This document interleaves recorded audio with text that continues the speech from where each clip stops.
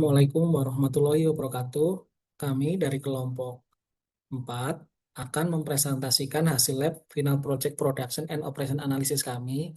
Anggota kami terdiri dari saya sendiri, Aji Pranata, lalu ada Mbak Febriani Safila, Mas Bagas Adiwibowo, Andra Zidan Mufzafar, dan Mas Fajri Nur Soba.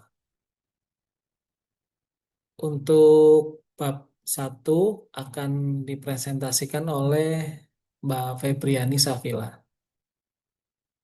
Baik, saya Febriani di sini akan melanjutkan. Pada penelitian ini, kami membahas kasus pada perusahaan La Familia Bike. Sejak pandemi, permintaan sepeda meningkat cukup signifikan karena masyarakat mulai menerapkan gaya hidup sehat. Namun, peningkatan permintaan ini menimbulkan masalah baru, yaitu keterbatasan kapasitas produksi dan penyimpanan. Oleh karena itu, perusahaan membutuhkan perencanaan produksi yang optimal agar permintaan pelanggan dapat terpenuhi dengan efisien.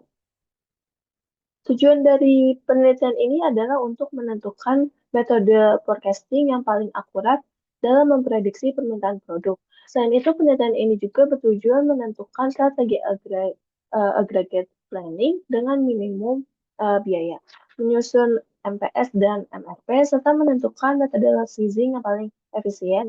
Penelitian ini juga dilakukan untuk membantu perusahaan dalam mengoptimalkan jadwal produksi dan tenaga kerja.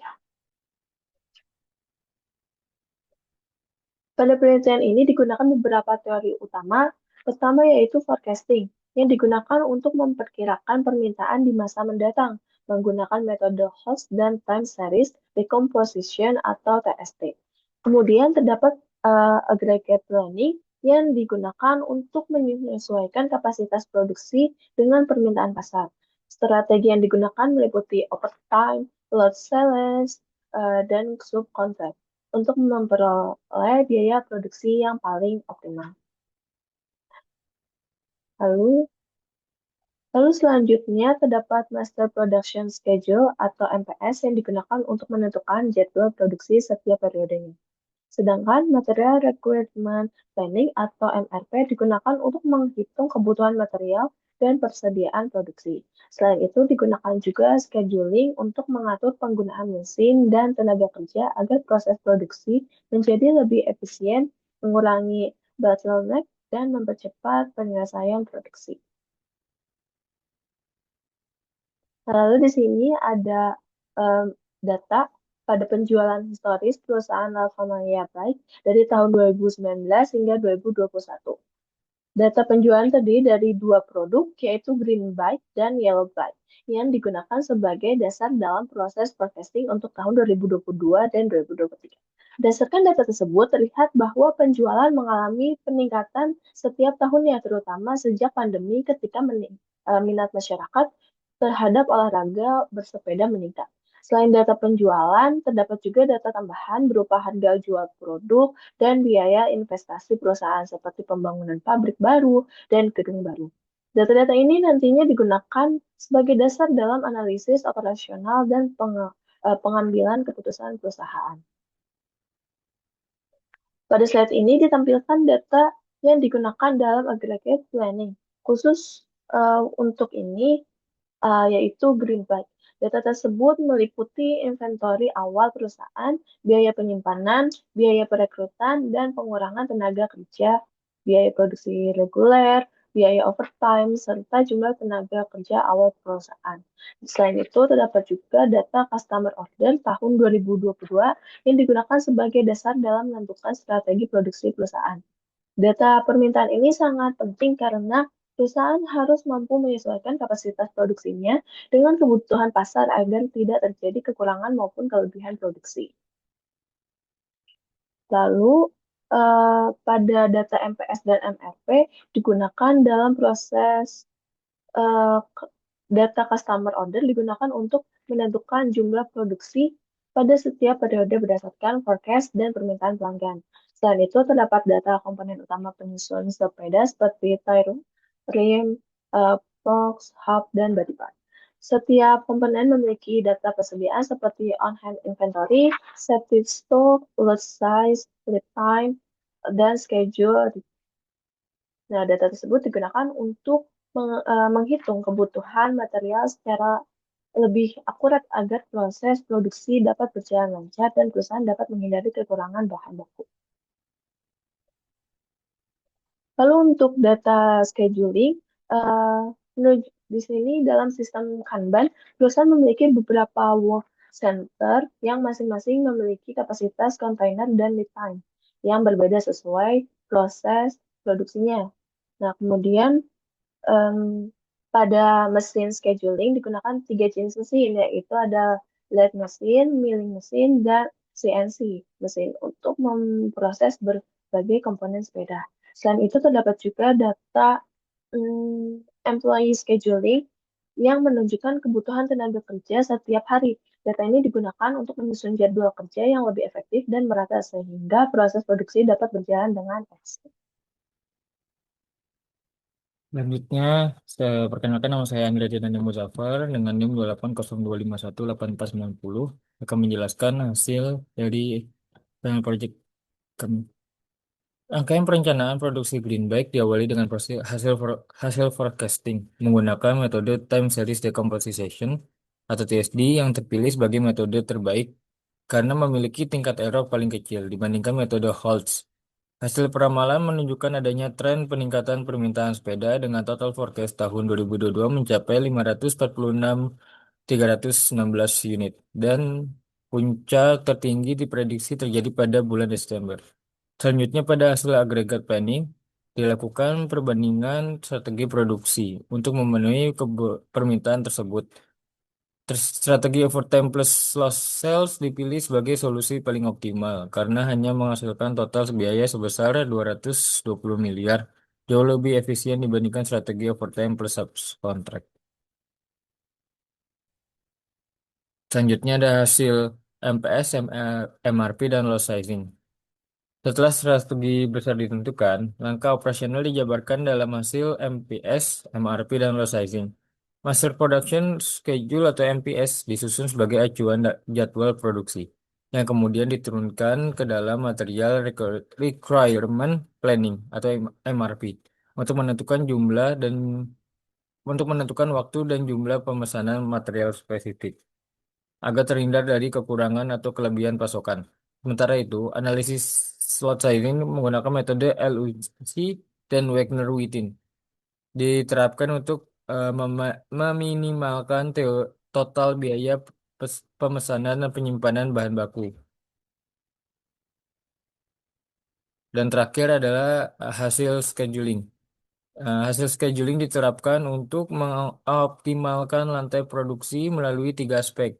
Aspek tersebut meliputi penerapan sistem Kanban di setiap work center, penjadwalan mesin, yaitu adalah T, milling, dan CNC untuk mencegah hambatan atau bottleneck, serta penjadwalan pegawai dalam sistem serta penjadwalan pegawai dengan sistem 5 hari kerja dan 2 hari libur, agar beban kerja merata.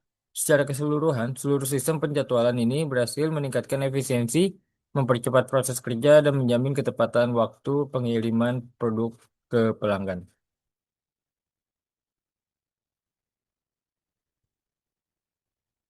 Selanjutnya, Mas, saya akan menjelaskan mengenai analisis. Di pabrik La Familia Bike, Green Bike merupakan produk paling dominan dengan proporsi pasar mencapai 50,43% dan rata-rata permintaan dasar sebesar 29.740 unit per bulan.